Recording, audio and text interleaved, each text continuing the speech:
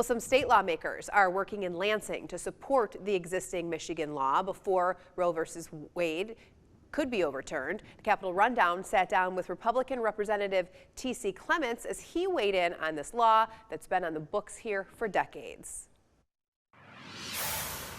Within the pro-life community, I think people have been watching this case, and the realization has been for a while that if Roe v. Wade were to be overturned, it falls back to the states.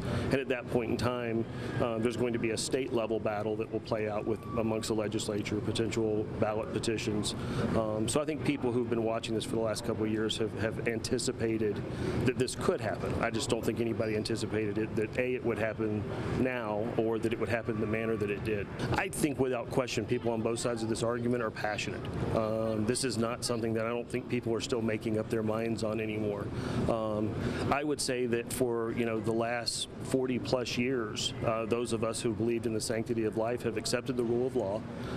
We've worked to try to overturn it, but we've been respectful. We've played within the rules, and we've let the system work. And now my only hope is that wherever we go forward, that the same would hold true for those who may not be happy with the decision. Me, I spent a lot of my adult life in law enforcement, and I've always tried to stand and protect victims, those that are the most vulnerable amongst us. And I don't think you can describe anybody who's more vulnerable than a child that's in utero.